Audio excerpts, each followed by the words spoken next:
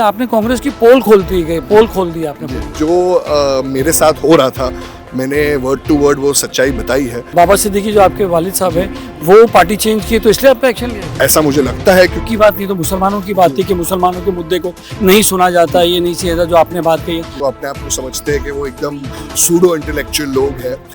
दोस्तों बहुत up and down के बाद जो है जीशान सिद्दीकी आज जो है विधानसभा में इनकी आवाज़ गूंजी बांद्रा को लेकर, बांद्रा कब्रिस्तान को लेकर, ईस्ट और वेस्ट के बीच में जो फाटक के पास जो ब्रिज है उसके ऊपर लेकर पूरी बात हुई। जीशान भाई आज आपका क्या मुद्दा था? देखिए बहुत सारे मेरे मतदार संघ के मुद्दे थे। जैसे आपने कहा कि बहुत सारे लोगों को जो हमारा लैंड का इशू है बहराम में जो री-सिटी सर्वे की ज़रूरत है उसकी वजह से डेवलपमेंट की दिक्कत हो रही है हमारे लोगों को। ईस्ट और वेस्ट में जो लोग जाते हैं स्कूल की वजह से, मैयत जिसका निधन होता है शमशान में जाने के लिए, कब्रिस्तान में जाने के लिए, उसका दिक्कत है। तो मैंने कहा कि फुट ओवर ब्रिज बनना चाहिए या तो एक टाइमिंग होनी चाहिए कि वीआईपी लोग के लिए तो खुलता रहता है मगर जो आम जनता है उनके लिए नहीं खुलता है। डिफेंस लैंड का इशू है, पानी की जो दिक्कत है वो पाइपलाइंस बदलने चाहिए। जो मैंने रोड के लिए प्रपोजल किया था वो रोड के लिए सेंट्रल एजेंसी ने फंड तो दिए मगर 2 साल से काम रुका हुआ है, मतलब काम बहुत स्लो हो रहा है। इसलिए मैंने मांग की है कि उस पर जल्द से जल्द कार्रवाई हो और जो काम है वो जल्द से जल्द होगा। और भी बहुत अनेक मुद्दे मैंने लिए हैं, आप देखेंगे मेरे वीडियो में। जो इलाका है वो डेवलप नहीं हो पा रहा है बिल्डर्स के हाथ में, उसके बारे में नहीं उसकी के बारे में था कि क्या है कि ये जो लैंड है वो एक डिस्प्यूट में है कि वो कहते हैं कि रेलवे की लैंड है और हमारा ये बोलना है, हमारे पास पेपर भी है कि महाराष्ट्र शासन की लैंड है।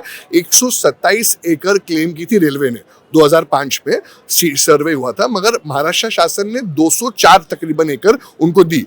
तो ये जो 70 या उससे ज़्यादा जो एकड़ ज़्यादा है 77 एकड़ उनको ज़्यादा दे दी गए, उसकी वजह से डेवलपमेंट रुका हुआ है। तो मेरी यही मांग है कि एक जो सर्वे है आप उसको वापस कीजिए और सर्वे में जो रेलवे की लैंड है उनको लीजिए मगर जो महाराष्ट्र शासन की लैंड है वो हमको मिलनी चाहिए और उस बेस पे डेवलपमेंट होगा। डेवलपमेंट इसी की वजह से रुका हुआ है और ये बहुत ही मतलब बदनसीबी की बात है कि इतने सालों से ये चल रहा है, 2005 से चल रहा है। जी अभी आ जाते हैं कुछ बातों पे जो कांग्रेस ने आपके साथ किया है तो उस बारे में आते हैं। आपने कांग्रेस की पोल खोल दी आपने।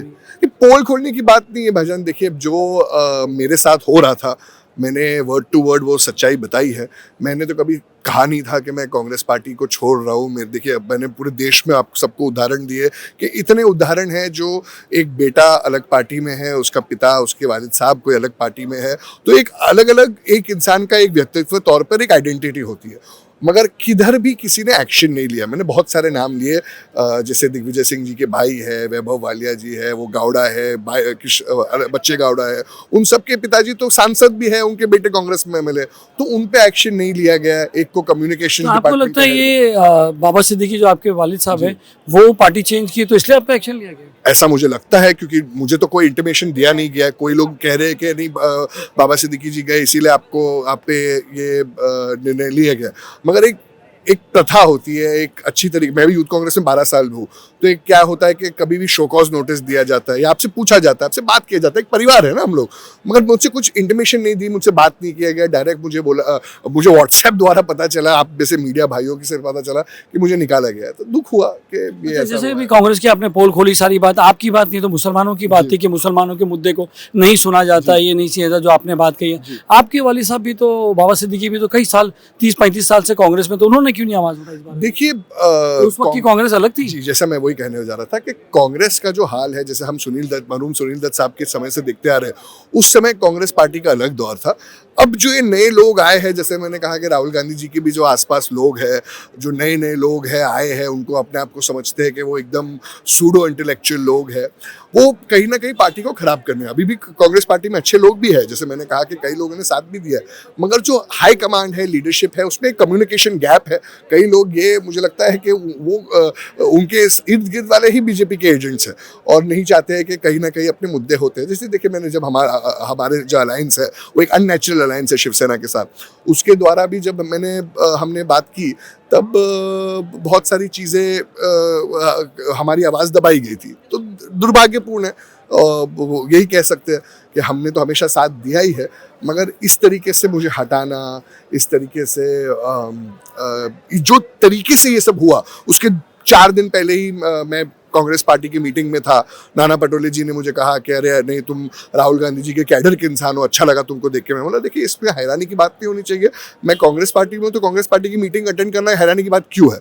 उसके बाद मेरे को सारे सीनियर लीडर्स ने फोन किया, उसके बाद ये होना थोड़ा गलत क्या ही है। लगता है अभी चलो कांग्रेस को आपने बोल दिया कि कांग्रेस मुसलमानों की नहीं सुनती, आप मुसलमान बांद्रा में रिप्रेजेंटेटिव है, वहाँ पर एमएलए है और बहुत सारे मुसलमान के वोट से ही आप जीते, ये बात भी हकीकत है। वहाँ पर ज्यादातर मुस्लिम वोट्स आपको ही गिरते हैं। ये बात मुसलमान हो, एससी समाज हो, मराठी हो, उत्तर भारतीय हो, हम सब के वोट से जीतते हैं और मैं काम सबके लिए करता हूँ। मैंने यही नहीं किया कि माइनॉरिटीज को दबाया जाता है, मैंने कहा कि माइनॉरिटीज को तो दबाया जाता ही है, वो सही है, वो मैं उस पर दोहराऊंगा नहीं, मगर हर चीज पे जो हम बात करना चाहते हैं शिवसेना दबाने की कोशिश करती है। हम शिवसेना के अगेंस्ट जब बात करते हैं तो दिल्ली से फोन आता है कि नहीं आप अलायंस बात करोगे तो अलायंस के बारे में कुछ होगा। जैसे आज मैंने शिवालिक के बारे में बात किया, अभी आप देखेंगे कुछ टाइम पहले जो उनके नेता है उद्धव ठाकरे जी के गठ के शिवसेना के अनिल परब जी, वो खुद अपने ऑफिस से शिवालिक के चाबियां बांट रहे थे कि उनको एक लॉलीपॉप बांटना था, तभी कॉर्पोरेशन इलेक्शन होने वाला था